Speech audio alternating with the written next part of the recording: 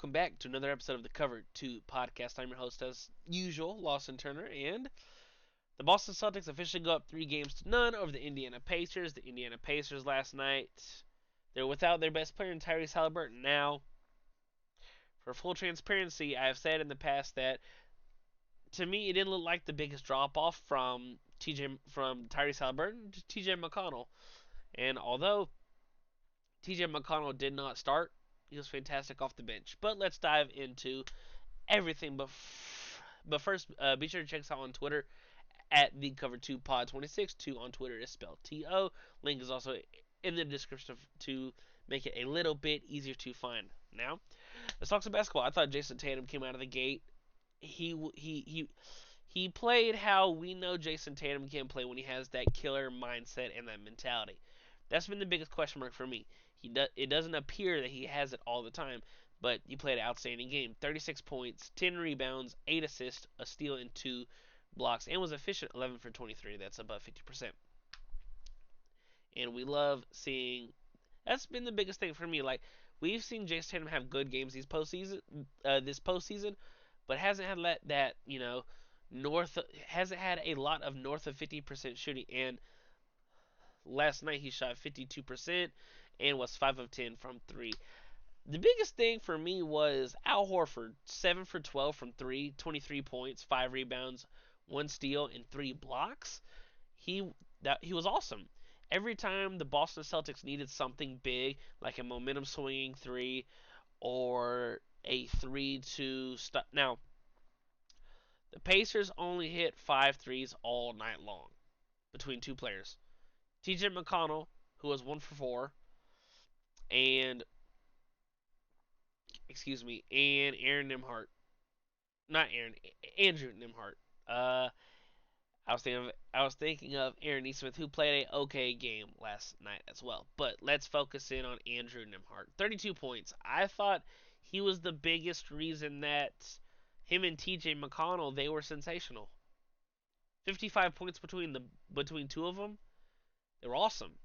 Andrew Nimhart looked to be that secondary piece that even when Tyrese Halliburton is playing, you need that second or third guy because Pascal was good last night. 23 points and 6 rebounds. It's a good night for Pascal, but Pacers, after falling down 9 early, they controlled the majority of the game until the final 5 minutes to me. Indy was up 18 in the second quarter, and they were even they were up double digits for a lot of the third quarter as well. Miles Turner, really nice game, 22 points, 10 rebounds, but to me the youth really showed because Boston closed that game on an 11-4 run over the last 2 minutes and 48 seconds of that game. You know what I mean? So I didn't give the Pacers much of a chance to even get this series to 6. But with no Tyrese and you still look as good as you did, there was no we could easily say the Pacers should be up 2-1 if they don't collapse in game 1 and have this collapse. But we're not in the, if muts. I said if muts, if buts or maybes, you know. It's one of those things where they collapsed and they didn't come through in game 3 and now they're down a historical 3-0. We all know what that means. It means the series is over. No one's ever come back from down 3-0, and I don't expect them to in this series. Another shout out, Drew Holiday, who was questionable with illness. He didn't shoot the ball well at all yesterday, but what else can you do? And we know Drew's not there for his offense, even though over the past 4 games he's been a lot better on the offensive end of the floor.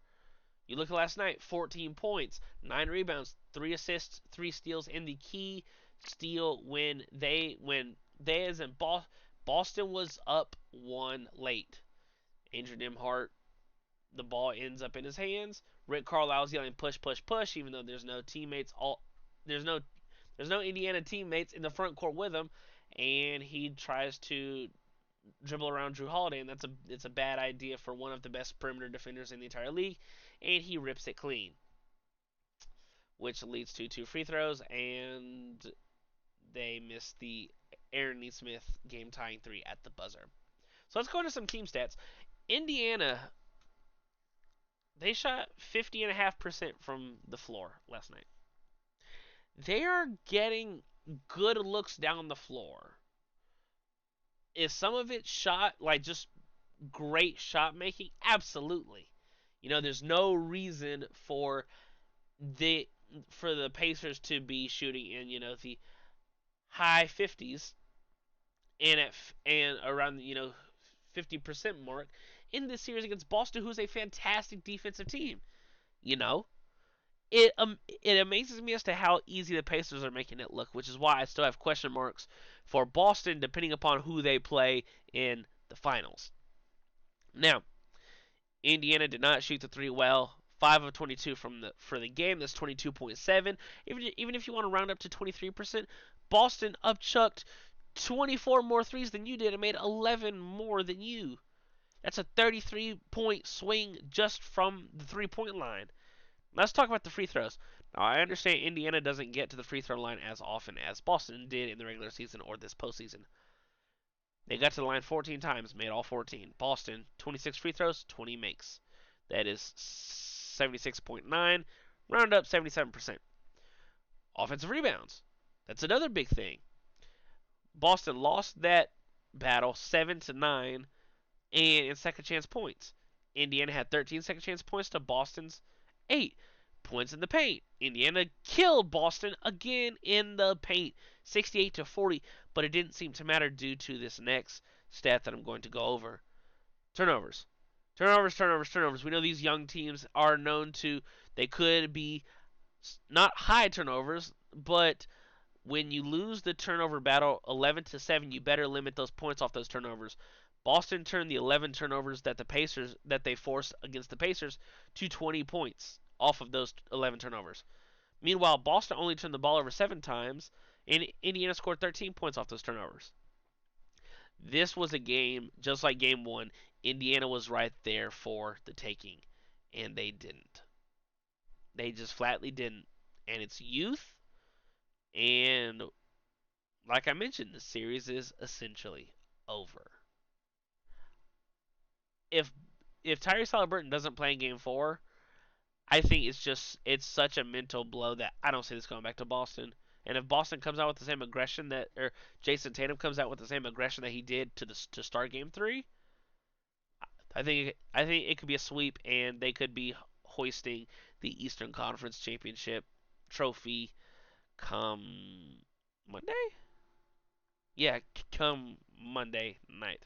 Well, that's all I have for you guys in this episode of the Cover 2 podcast. Thank you so much for watching. As always, I'm Lawson Turner, and I'll speak to you guys later. Peace.